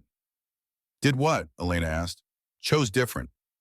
They emerged from the house to find the situation secure. Harmon was in chains, his men disarmed and under guard. Cooper climbed down from his wagon, moving fast despite his years, and pulled Cole into a brief, fierce hug. "Yeah." "Daniel's letter reached me 3 days after his death," Cooper said. Somehow he knew Harmon was planning something. "He told me if anything happened, to watch the roads, to be ready." Quinn rode forward on his black horse, and Cole looked up at him. For a moment, the two men just stared at each other, all their history suspended between them. "Why, wow?" Cole asked simply. Quinn dismounted, pulled out the photograph of his daughter. "Because when I went back to Harmon and told him I'd lost you in the canyon, he didn't believe me. Said I'd gone soft. Said I was useless. Then he said," Quinn's voice hardened, "he said if I couldn't do the job, maybe I wasn't worth keeping alive. And I realized what I should have known 15 years ago. Men like Harmon, they use people until there's nothing left, then throw them away." He looked at Cole directly. "You were right, that night with the family. You were right, and I was wrong. It just took me 15 years and a photograph of my daughter to see it." "What about the marshals?" Elena asked. "I rode ahead," Quinn said. "Found Marshal Campbell in Copper Springs, told him everything. He'd been looking for evidence against Harmon for months. I gave it to him. Those 8 riders you spotted yesterday? Harmon's backup crew. He sent them when I reported losing your trail. He didn't trust me anymore. I had to move faster than I planned." He smiled, and this time it reached his eyes. "Turns out honest work does pay better." Harmon, still in chains, looked at Cole with something almost like respect. "You won," he said simply. "Against all odds, you actually won." "Not me," Cole said. He looked at Elena, at Jacob, at Cooper, and Quinn. "We won, all of us as one." As they prepared for the journey back to Copper Springs, as the twins were transferred to Cooper's wagon where Margaret Wilson waited with tears streaming down her face, as the sun began its descent toward evening, Elena found herself standing beside Cole. "It's over," she said quietly. "Almost." Cole looked at the papers in his hand. "Still have to present these in court. Still have to make sure the babies are safe. But yes, the worst of it's over." "What will you do? After?" Cole was quiet for a long moment. Then, "I was hoping you might have some ideas about that." Elena felt her heart skip. "Me? You saved my life, fought beside me, protected those babies like they were your own." He turned to face her fully. "I know I'm not much. Still wanted in some places. Still carrying scars I'll never be rid of. But if you'll have me, I'd like to stay. Help you rebuild your ranch. Maybe," he hesitated, "maybe build something new together." Elena looked at this man who had ridden through hell to keep a promise, who had chosen honor over survival, who had stood against impossible odds, and she saw not the Kincaid brand on his chest, but the man beneath it. "Yes," she said simply, "I'd like that very much." And as the sun set over Hartley Ranch, painting the snow in shades of gold and pink, as justice prepared to be served and babies prepared to be safe, and 2 broken people prepared to be whole, winter began at last to feel a little less cold. The courthouse in Copper Springs had never seen such a crowd. Every bench was filled, every inch of standing room occupied by ranchers and shopkeepers, widows and working men, all drawn by news that Fletcher Harmon, the most powerful man in 3 territories, would finally face justice. The air was thick with whispered speculation, and the smell of wool coats drying from snow tracked in on countless boots. Elena sat in the front row, the twins in her lap. Lily and Rose had been bathed and dressed in new clothes provided by Margaret Wilson, who sat beside Elena with tears already forming in her aged eyes. The babies were nearly 10 months old now, growing stronger each day, their identical faces alert and curious as they took in the strange room full of strangers. Cole stood near the prosecutor's table, looking uncomfortable in borrowed suit clothes that did not quite fit his broad shoulders. The fever had finally broken 3 days ago, leaving him gaunt and pale but clear-eyed. The wound in his side was healing at last, infection driven back by proper medicine and Margaret's nursing skills. He had shaved for the first time in weeks, revealing a strong jaw and making him look younger than his years. Jacob Murphy sat behind Elena, his old soldier's eyes constantly scanning the crowd for threats. Even here, even surrounded by law and order, he remained vigilant. 4 years of watching over Elena had taught him that danger could come from anywhere. At the defendant's table, Fletcher Harmon sat in clean clothes and iron chains. He was 52 years old, silver-haired, and still handsome despite the circumstances. His face showed no fear, no remorse, only a kind of weary resignation. He had the look of a man who had played a high-stakes game and lost, accepting the consequences with the same calm he had shown when winning. Judge Harrison entered, and the room rose as one. He was 70 years old if he was a day, white-bearded and stern, with eyes that had seen every kind of human folly and found none of it particularly surprising. He had been a territorial judge for 30 years, and in all that time no one had successfully bribed him. Harmon had tried twice. Harrison still remembered. "Be seated," Harrison said, his voice carrying authority that needed no volume. The crowd sat. "We are here for two proceedings. First, the matter of custody for Lily Rose and Roseanne Hartley, orphan children of Daniel and Sarah Hartley. Second, the criminal trial of Fletcher Harmon on charges of murder, conspiracy to commit murder, fraud, and attempted kidnapping." He looked over his spectacles at the packed courtroom. "I'll hear the custody matter first. It's simpler, and those babies need to know where they'll be sleeping tonight." Harmon's lawyer, a nervous man named Peterson, who clearly wished he was anywhere else, stood. "Your Honor, my client has documentation showing that Daniel Hartley owed him $10,000, secured by deed to the Hartley Ranch and all assets thereon, including guardianship of minor children in the event of default." He placed papers on the judge's bench. Harrison examined them, his face impassive. "These documents appear to be in order," Harrison said. Elena felt her heart sink. Beside her, Margaret made a small sound of distress. Then the prosecutor, a sharp-faced man named Whitmore, who had ridden with Cooper's militia, stood. "Your Honor, the defense would like to present contradictory documentation retrieved from Daniel Hartley's personal safe by Caleb Stone, acting on instructions from the deceased Margaret Wilson, grandmother of the children in question." Cole stepped forward, carrying the papers they had risked everything to retrieve. He laid them on the bench beside Harmon's documents. Harrison examined both sets, his expression still revealing nothing. The silence stretched. Elena could hear her own heartbeat, could feel Rose's small hand gripping her finger with surprising strength. Lily had fallen asleep against her chest, unaware that her future hung in balance. "Mr. Peterson," Harrison said finally, "could you explain why your client's documentation is dated 2 weeks after Daniel Hartley's death?" The lawyer went pale. "Your Honor, that must be a clerical error." "A clerical error," Harrison held up Harmon's papers. "These documents are signed and witnessed. Are you suggesting the witnesses signed papers 2 weeks after the man who allegedly borrowed the money was already dead and buried?" Peterson had no answer. Harrison set the papers down with deliberate care. "Furthermore, I have here a letter from Daniel Hartley to Reverend Elijah Cooper, dated 1 week before his death, explicitly stating that Fletcher Harmon had been pressuring him to sell the ranch and silver mine, and that he feared for his family's safety should he continue to refuse." He looked directly at Harmon. "These are not the actions of a man who owed you money, Mr. Harmon. These are the actions of a man being threatened." Harmon said nothing, but something flickered in his eyes. Not fear, something else. Something almost like relief at finally being called out for what he had done. Harrison turned his attention to the valid documents. Daniel Hartley's will is clear. Primary guardianship to Reverend Elijah Cooper. Secondary guardianship to Margaret Wilson, grandmother to the children. He paused. "However, Margaret Wilson is 60 years old.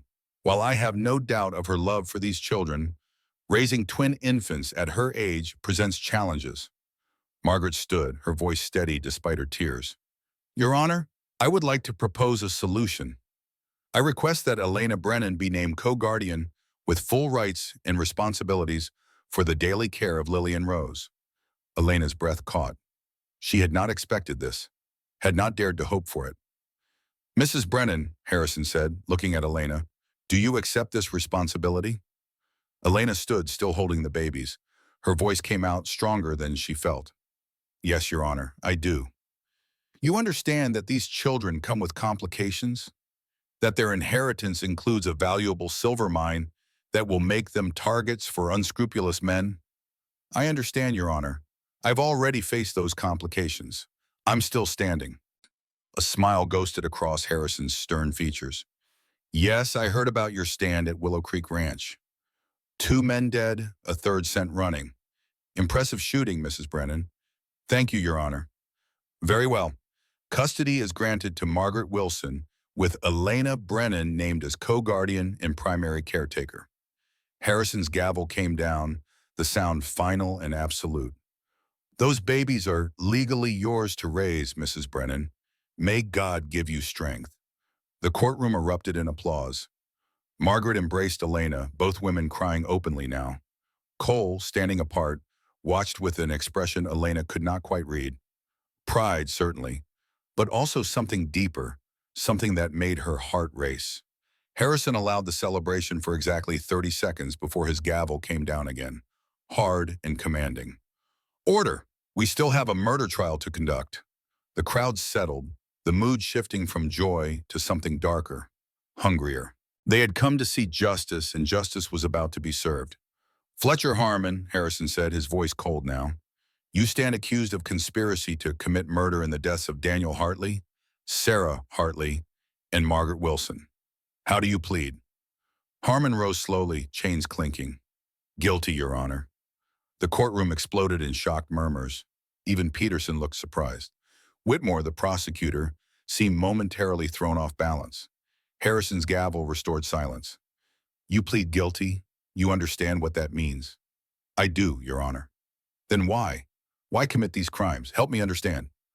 Harmon was quiet for a long moment. When he spoke, his voice carried none of its usual confidence. Instead, it held only weariness and a kind of bitter honesty. Daniel Hartley and I discovered that silver mine together in 1865. We were young, full of dreams, convinced we'd found our fortune. We filed the claim jointly, 50-50 partners. He paused, gathering himself. But Daniel's family had money. When it came time to develop the mine, to buy equipment and hire workers, his family invested. My family had nothing. So Daniel bought me out, gave me $5,000 for my share. I took it, thought it was fair at the time. Harmon's hands, even chained, moved expressively. 5 years later, that mine was producing $100,000 a year. Daniel was rich. I was still scraping by, running a small cattle operation, drowning in debt. So you felt cheated, Harrison said. It was not a question. I felt betrayed. We were partners, brothers, almost. But he had family money, and I had nothing. So he ended up with everything, and I ended up with scraps. Harmon's voice hardened. Then in 1875, my wife and son died of typhoid. I couldn't afford a good doctor. Couldn't afford the medicine they needed. They died in agony while Daniel lived in a fine house with his fine family, spending money that should have been half mine. So you decided to take what you thought you deserved, Whitmore said. I decided to reclaim what was stolen from me. Harmon met Harrison's eyes. I didn't order Daniel killed. I swear that on my dead wife's grave. I told Quinn to scare him, to force him to sign papers selling the mine back to me at the original price. $5,000 for a mine worth millions. I thought it was poetic. But Quinn exceeded his orders, Harrison said. Quinn did what Quinn always does. He went too far. Harmon's face twisted with something that might have been genuine regret. When I heard they were all dead, Daniel and Sarah and Margaret, I knew I'd made a terrible mistake. But by then it was too late. I couldn't undo it. Could only try to cover it up, to take the babies and raise them as my own, maybe give them the life my son never got to have. The courtroom was silent as a grave. Elena felt tears on her cheeks, though whether they were for Harmon's lost family or Daniel's, or for the broken man who had let grief twist him into a murderer, she could not say. Your confession is noted, Harrison said. But understand this, Mr. Harmon. Whatever your grievances, however legitimate your pain, you commissioned violence that resulted in 3 deaths. The law cannot excuse that, will not excuse that. I know, Your Honor. Do you have anything else to say? Harmon turned, looked directly at Cole. I'm sorry. To you, Caleb Stone. You tried to do right, and I tried to destroy you for it. That was wrong. Then he looked at Elena and the babies. And to you, Mrs. Brennan, those babies are lucky to have you. Raise them well. Raise them to be better than I was. Harrison let the words settle. Then, Fletcher Harmon, this court finds you guilty of conspiracy to commit murder, fraud, and attempted kidnapping. You will be hanged by the neck until dead, sentenced to be carried out in 1 week's time. May God have mercy on your soul. The gavel came down. This time there was no applause, no celebration. Only a heavy silence as a broken man was led away in chains to await his execution. Elena watched him go and felt no satisfaction, only a profound sadness for all the ways grief and anger could poison a human heart. After the trial, they gathered at Cooper's church, a small building that smelled of old wood and candle wax. Margaret made tea while Cooper fussed over the twins, making faces that delighted Lily and confused Rose. Cole sat apart, staring into the fire, lost in thoughts he did not share. Elena found him there an hour later. She sat beside him, close enough that their shoulders touched, and waited for him to speak. I keep thinking about Harmon, Cole said finally, about how he started, a good man who lost everything and let it turn him into something evil. You're not like him, Elena said firmly. Aren't I? I was Kincaid for 5 years, did terrible things, hurt people who never deserved it. He turned to look at her. The only difference between Harmon and me is that someone gave me a chance to be better. Daniel gave me that chance, and I took it. That's not the only difference. Harmon chose to blame others for his pain, chose to take from innocent people. You chose to protect innocent people. That matters. Cole was quiet, absorbing this. Then what happens now with us? That depends. On what? On whether you meant what you said at the Hartley Ranch, about staying, about building something together. Cole reached into his pocket, pulled out a folded paper. Before the trial, I spoke with Judge Harrison, asked him about my situation. The Kincaid charges, the warrants in 3 territories. Elena's heart clenched. And? He said given my testimony, my role in bringing Harmon to justice, and Reverend Cooper's character witness, he would recommend a full pardon. All charges dismissed. Cole, that's wonderful. Harrison sent the recommendation by telegraph yesterday. Got a response this morning. Cole unfolded the paper with shaking hands. The territorial governor signed it. I'm free, Elena. Truly free. No more running. No more looking over my shoulder. Just free. He looked at her, and she saw tears streaming down his weathered cheeks. 13 years. 13 years of being hunted, and it's over. Just like that. Elena took his hand, felt the calluses from rope and leather, the strength built through years of honest work. So I'll ask again, what happens now? I'd like to help you rebuild Willow Creek. I'm a good cowboy, a fair hand with horses, and I know my way around a ranch. He paused, gathering courage. And I'd like to court you proper, not as a fugitive or a stranger, but as a free man with a future. Elena felt warmth spread through her chest, melting ice she had carried for 4 years. I'd like that, very much. They sat together in comfortable silence as the fire burned low and the future spread before them, uncertain but no longer frightening. Somewhere in the church, a baby laughed, the sound pure and perfect and full of hope. 1 week later, they stood in a cold field outside Copper Springs as Fletcher Harmon mounted the scaffold. The condemned man wore clean clothes and carried himself with dignity. He had made his peace, or as much peace as any man could make, before meeting his maker. Elena and Cole did not attend. They were at Willow Creek Ranch, already beginning repairs. But Jacob was there, bearing witness as he had borne witness to so much in his long life. He would tell them later that Harmon's last words were simple. Tell my brother I'm sorry. The marshal had asked what brother. Harmon had no siblings, no family left alive. But Jacob understood. In his final moment, Harmon had recognized that every man was someone's brother, someone's son, someone's father. That the web of humanity connected them all, and violence against one was violence against all. 6 months passed. Summer came to Wyoming, bringing warmth and green grass and the sound of cattle lowing in contentment. Willow Creek Ranch had been rebuilt, expanded. New corrals held horses Cole was training for sale.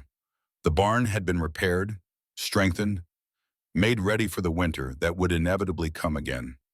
In the main cabin, now larger than before, Elena stood at the stove making dinner. Her belly swelled with 6 months of pregnancy, the child within healthy and strong. She had stopped being afraid that she would lose this baby.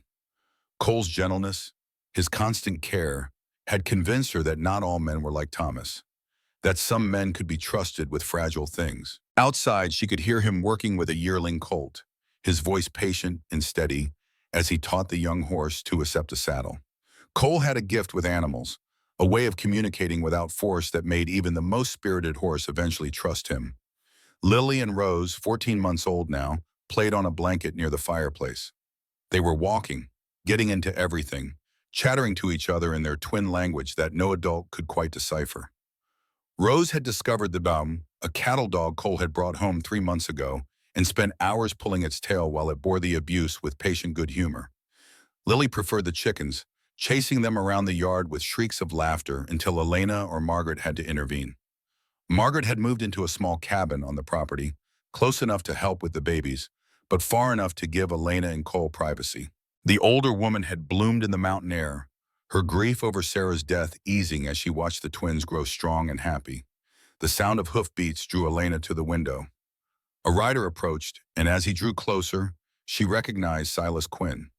He visited once a month, always bringing news from Copper Springs and beyond, always spending an hour playing with the twins who seemed to delight in his quiet presence. Cole emerged from the corral, wiping sweat from his brow, and greeted Quinn with a handshake that had become a brief embrace. The two men talked for a moment, then walked toward the cabin together. "Mrs. Brennan," Quinn said, removing his hat as he entered. "You're looking well." "Thank you, Silas. Coffee?" "Please." They sat around the table, the twins immediately climbing on Quinn's lap, demanding his attention. He produced candy from his pocket, making them squeal with delight. "How's Mary?" Elena asked, pouring coffee. "Growing like a weed. Smart as a whip, too. The school teacher says she's reading at a level 2 years above her age." Quinn's pride was evident. "You're doing, partly. That money you sent for her education? It made a difference." "It was the least we could do," Cole said. "You saved our lives. You saved mine first. 13 years ago, when you showed me there was another way to live." Quinn sipped his coffee. "I got word from the territorial marshal. They want to offer me a permanent position. Deputy marshal based in Copper Springs." "That's wonderful," Elena said. "Good money, honest work, respect." Quinn looked down at Lily and Rose, now playing with his hat. "I can give Mary the kind of life I never had. The kind of life my daughter deserves." "Will you take it?" Cole asked. "Already accepted. Start next month." Quinn smiled. "Thought I might need a good horse for the job. Know anyone who trains them?" Cole grinned and might know a guy. They talked through the afternoon, three people bound by shared trauma and shared redemption. When Quinn finally left, he hugged them both, held the twins one last time, and rode away towards a future that held promise instead of just survival. As summer turned to autumn, as Elena's belly grew larger and the first leaves began to turn, they received another visitor. Reverend Cooper arrived in his wagon, bringing with him a young couple from Copper Springs. "Elena, Cole, I'd like you to meet Thomas and Anna Whitmore," Cooper said. "They're the children of Abraham Whitmore, the prosecutor who helped convict Harmon." The young man, perhaps 25, shook their hands. "My father speaks highly of you both. Says you're good people doing right by those babies." "We try," Elena said, curious about this visit. "We're getting married next month," Anna said, her eyes bright with excitement. "And Father suggested we ask you something." "Ask away," Cole said. Thomas cleared his throat, suddenly nervous. "We'd like to be married here, on your ranch. Father says this place represents new beginnings, second chances, the kind of future we want to build together." Elena felt tears prick her eyes. "We'd be honored." The wedding took place on a perfect October day, the aspen trees golden against a sky so blue it hurt to look at. 20 guests gathered in front of the rebuilt barn, and Reverend Cooper performed the ceremony with his usual grave dignity. Elena stood beside Cole, one hand resting on her swollen belly, the other holding his. Lily and Rose sat with Margaret, surprisingly quiet for once, as if they understood the solemnity of the occasion. And as Thomas and Anna exchanged vows, promising to love and honor through all the days of their lives, Elena felt Cole squeeze her hand gently. "Soon," he whispered. "That'll be us." Elena looked up at him, this man who had ridden into her life on a winter night, wounded and desperate and clutching two babies who were not his own.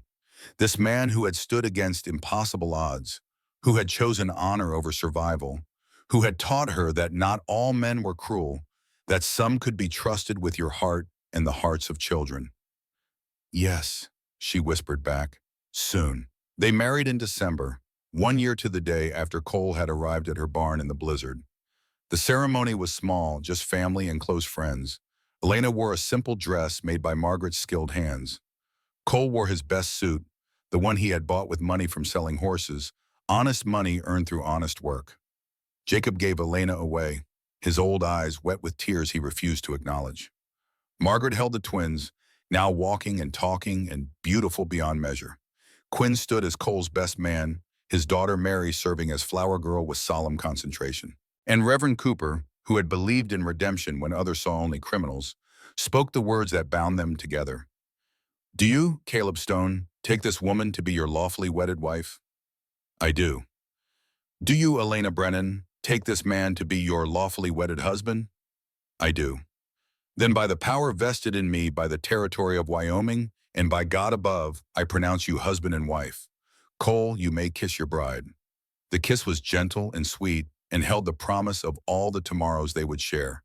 When they parted, both were smiling through tears. The small gathering erupted in applause, and for the first time in 13 years, Cole allowed himself to believe he deserved this happiness. The reception was held in the main cabin, now warm with firelight and laughter. Food covered every surface, contributions from neighbors who had come to see the widow Brennan marry the cowboy who had saved two babies and helped bring down a killer. Late in the evening, as the celebration wound down, Elena and Cole stepped outside for air. The winter stars were brilliant overhead, and snow was beginning to fall, soft and gentle, nothing like the brutal blizzard that had brought them together. "1 year ago tonight," Cole said, pulling Elena close despite her very pregnant belly between them, "you were dying in my barn. And you saved me." "We saved each other," Elena corrected. She looked up on him, this man who was now her husband. "Do you ever regret it, coming here? Everything that happened?" Cole considered the question seriously. "I regret that Daniel died, that Sarah and Margaret died. I regret the pain, the fear, the violence. But I don't regret where it led. To you. To this." He placed his hand on her belly, felt their child move beneath his palm. "To a life I never thought I could have." "What would Daniel say if he could see you now?" "Probably that it took me long enough to figure it out." Cole smiled, the expression soft in the starlight. "He always said I was stubborn as a mule and twice as slow." Elena laughed, the sound warming the cold night. Then she grew serious. "I never told you what I promised the twins. That first night when I thought we might not survive. What did you promise them?" "That I would love them, that I would keep them safe, that I would give them the life their parents wanted for them." She paused. "I've kept that promise. Because of you. Not because of me, because of us." They stood together in the falling snow, husband and wife, parents to twins, and soon to a child of their own, survivors of a winter that had tested them and found them strong enough to endure. Inside, someone started playing the fiddle, and the music drifted out into the night. Margaret appeared in the doorway, a twin in each arm. "Your daughters want to say goodnight," she called. Elena and Cole went inside, took the sleepy babies, carried them to the bedroom that had been prepared for them. They tucked Lily and Rose into bed, kissed their foreheads, whispered prayers and promises. The twins, exhausted from the excitement of the day, fell asleep almost immediately. In the main room, the last of the guests were departing, calling out congratulations and blessings as they bundled against the cold. Soon, only Jacob and Margaret remained. "We should let you two have your wedding night," Margaret said with a knowing smile. "Stay," Elena said. "Please. Your family. This is your home too." So they stayed, and the four of them sat by the fire as the snow fell outside and the clock ticked toward midnight. They did not speak much, content in each other's presence, bound together by all they had survived and all they had built. At some point, Elena dozed off, her head on Cole's shoulder. He sat very still, not wanting to wake her, one hand on her belly, feeling their child move, the other holding her hand. In that moment, Caleb Stone, former outlaw and fugitive, understood what Daniel had tried to teach him all those years ago. Home was not a place. It was the people you chose to stand with, the promises you kept, the love you gave and received, the legacy you built not in land or money, but in the hearts of those who came after you. Outside, the snow fell soft and clean, covering the scars of last winter, preparing the earth for spring. And in Willow Creek Ranch, a family slept, safe and warm and together. Years passed. The ranch grew prosperous under Cole's management and Elena's business sense. The twins grew into beautiful young women, intelligent and kind, carrying their parents' legacy with grace. The child Elena had been carrying, a boy they named Daniel, grew strong and tall, learning the cowboy trade from his father and the ranch business from his mother. Quinn became marshal, cleaning up corruption across 3 territories. He married a school teacher and gave Mary 3 siblings. The family visited Willow Creek often, their children playing with the Stone children, creating friendships that would last lifetimes. Margaret lived to see her 80th year, passing peacefully in her sleep in 1898 with Lily and Rose, then 20 years old, holding her hands. They buried her next to the rebuilt fence line, under an aspen tree that turned gold every autumn, and placed flowers there every week without fail. Jacob made it to 80, young in the way he had lived, with dignity and without complaint. His last words were to Elena, "Your daddy would be proud, little girl. So proud." They buried him beside Margaret, 2 old soldiers who had found peace at last. Time, relentless and indifferent, continued its march. And then it was 1925, and an old man sat on a porch telling his grandson about a winter 47 years past.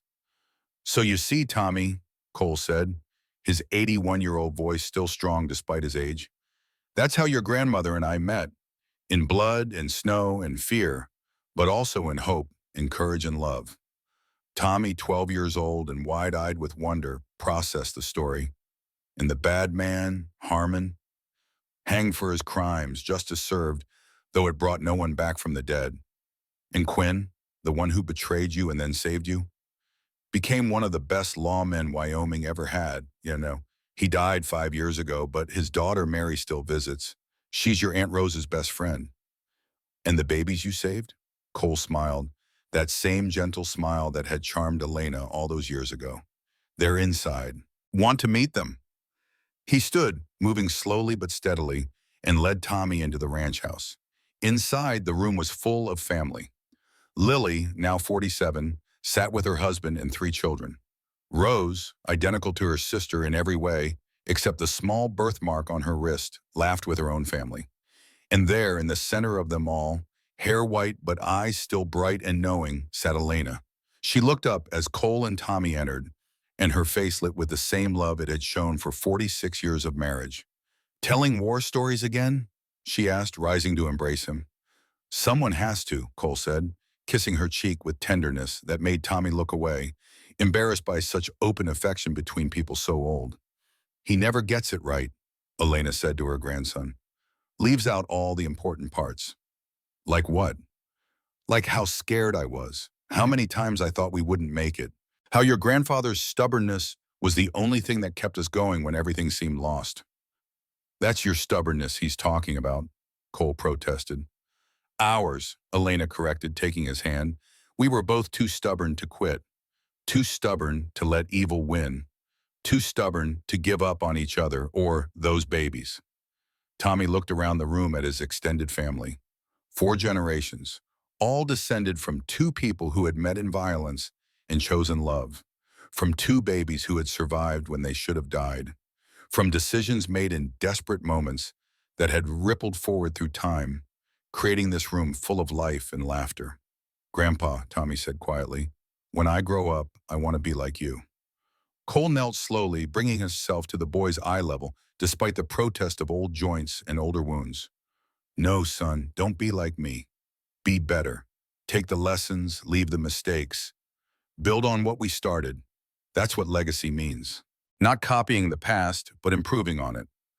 Will you teach me to be a cowboy, to do the right thing?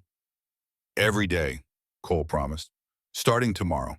We'll check the fence line, look for breaks.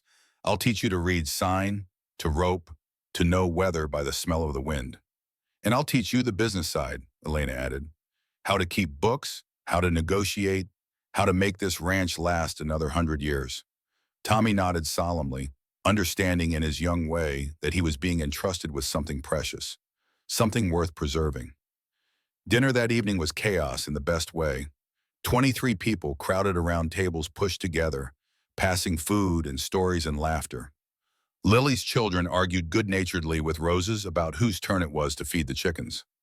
Daniel, Cole, and Elena's son, now 46 and running the day-to-day ranch operations, discussed cattle prices with his own son. And at the head of the table, Cole and Elena sat side by side, hands clasped beneath the tablecloth, watching the family they had built together. After dinner, after the dishes were washed and the children sent to bed and the house finally quiet, Cole and Elena walked out to the porch one last time. The same porch where this story had begun hours ago, where Cole had told Tommy about a winter that had changed everything. The stars were out, brilliant and cold and eternal. Snow was beginning to fall, as it had fallen 47 years ago, as it would fall 47 years hence. "Do you ever think about that night?" Elena asked. "The night you came to my barn?" "Every day," Cole admitted. "How close we came to dying. How many times things could have gone differently. How lucky we were." "Not lucky," Elena said. "Blessed, guided, meant to be." "You believe that? That it was all meant to happen?" "I believe we made choices that led us here, and I believe those choices mattered." She leaned against him, fitting perfectly into his side after decades of practice. "I believe Daniel guided you to my ranch. I believe Sarah and Margaret watched over us. I believe God brought us together because we needed each other." Cole wrapped his arm around her, and they stood together in the falling snow, 81 and 77 years old, still in love, still fighting, still standing. "What do you think happens next?" Elena asked. "When we're gone?" "The ranch goes to Daniel and his children. The twins are provided for. The family continues." Cole looked at the snow-covered land that stretched before them, land they had built and defended and loved. "Our work goes on. That's all anyone can ask." "I want them to remember," Elena said. "I want them to know what we fought for, what we sacrificed, what we built. They'll remember. Look at Tommy. Look at how he listened today. Really listened. The story will live through him and his children and their children. That's how we live forever, Elena. Not in stone or monuments, but in the hearts of those who come after." They were quiet then, just standing together, watching snow fall on the ranch they had saved, on the family they had built, on the legacy they would leave behind. Inside, a baby cried, one of the great-grandchildren, wanting comfort or warmth or simply reassurance that someone cared. Elena started to turn, to go help, but Cole held her back. "Let the young ones handle it," he said gently. "They need to learn. We've earned our rest." So they stayed on the porch, two old people who had survived impossible odds, who had found each other in the darkest winter and built a life in the light that followed. The crying inside stopped, soothed by younger hands, stronger backs, hearts just as full of love. "Cole," Elena said softly, "I want you to know something." "What's that?" "That night in the barn, when I found you bleeding and holding those babies, I was so afraid. Afraid of the danger, afraid of what helping you might cost me, afraid of caring about anyone again after Thomas." "I know, but I'm glad I did it anyway. Glad I fought beside you. Glad I chose you." She looked up at him, and in her eyes he saw the girl she had been, the woman she had become, the warrior who had never surrendered. "You gave me back my life. You gave me a family. You gave me 47 years of happiness I never thought I'd have." Cole felt tears on his cheeks, warm against the cold. "You gave me redemption, a home, a reason to be better than what I was. Everything I am, everything good in my life. Started the night you found me in that barn. They kissed then, soft and sweet and full of all the years between. When they parted, both were crying and smiling. Come on, Elena said. Let's go inside. I'm cold, and there's family waiting. They walked inside together, closing the door against the winter cold, choosing warmth and family and the life they had built through blood and snow and love. And in the morning, when Tommy woke early and found his grandfather already up, checking fence lines and teaching him to read the land, the old man would teach the young one, would pass on knowledge earned through hard experience, would ensure that the lessons learned in that terrible, beautiful winter lived on. The snow fell through the night, covering everything in white. But come morning, the sun would rise. Spring would eventually come. The cycle would continue. And on Willow Creek Ranch, surrounded by family and love, and the mountains that had witnessed their struggle, Cole and Elena Stone would face whatever days remained together. Still fighting, still standing, still choosing each other, every day until the last. The winter had been long, but the love they had built from its ashes would last forever. The end.